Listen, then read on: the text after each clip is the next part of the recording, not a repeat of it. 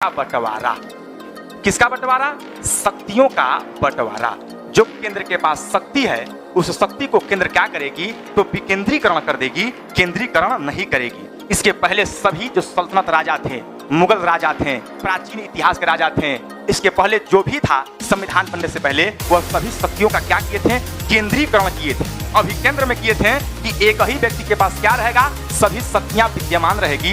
एक ही व्यक्ति के पास सभी शक्तियां विद्यमान थी। इसी को अनुसूची 7 के तहत हटा दिया गया। कहा गया कि उसी व्यक्ति के पास से अब शक्तियां क्या हो जाएंगी? बंटवारा कर दिया जाएगा। सभी लोगों को कानून बनाने का अधिकार होगा, जिससे भारत का लोकतंत्र सिद्ध होगा। लोकतंत्रता का वह परिभाषा सिद्ध होगी जो भारत में लोकतंत्र कहा जाता है। इस शक्तियों के बंटवारा में लिस्ट का वर्णन किया गया है, सूचियों का वर्णन किया गया है, सूचियों में विषयों का वर्णन किया गया है। तो इसके अंतर्गत कितनी सूचियां या कितने सूची दी गई है? तो 3 सूचियां दी गई। एक दिया गया है संघ सूची,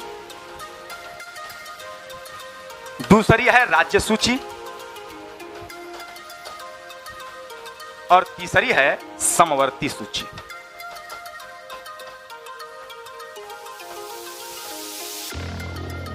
संघ सूची यूनियन लिस्ट, इसको कहते हैं यूनियन लिस्ट, स्टेट लिस्ट और इसको कनकरेंट लिस्ट कहा जाता है। और इन्हीं सूचियों का क्या किया गया? इन्हीं विषयों का क्या किया गया है? तो राज्यों और केंद्रों के बीच में बंटवारा किया गया है। राज्य शक्ति बनाएगी राज्य सूची के विषयों पर, केंद्र कानून बनाएगी संघ सूची के विषयों पर, दोनों कानून बनाएंगे समवर्ती सूची पर। तो संघ सूची में जो विषयों की संख्या दी गई है वह वर्तमान में कितनी है? वर्तमान में 100 है।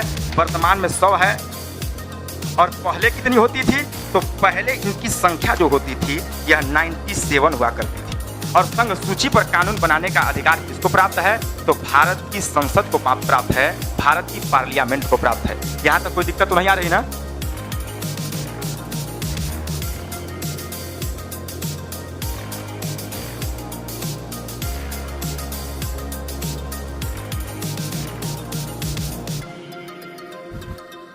चलिए आगे चला जाना। वर्तमान में कितने विषय हैं संघ सूची में? 100 विषय हैं। पहले 97 विषय हुआ करते थे। और इस पर कानून बनाने का अधिकार किसको प्राप्त है? तो केवल और केवल भारत की संसद को प्राप्त है। राज्य सूची में विषयों की बात करेंगे तो राज्य सूची में विषयों की जो संख्या है, राज्य सूची में जो विषय दिए गए हैं, राज्य सूची में वर्तमान में जो विषय हैं, प्रेजेंट टाइम में जो विषय हैं, उनकी संख्या 61 है, 61 है। लेकिन पहले कितना हुआ करता था? तो पहले हुआ करता था इन विषयों की संख्या 66। कितना हुआ करती थी? 66 हुआ करता था, 66 हुआ करता था। इस पर कानून बनाने का अधिकार किसको प्राप्त है? तो राज्य की विधानमंडल को प्राप्त है। किसको प्राप्त है? राज्य की विधानमंडल को। जल्दी से कमेंट करके बताओ विधानमंडल किस आर्टिकल में है? विधानमंडल किस आर्टिकल में है? जल्दी से कमेंट करके बताओ। राज्य सूची के विषयों पर कानून कौन बनाता है? विधानमंडल बनाती है।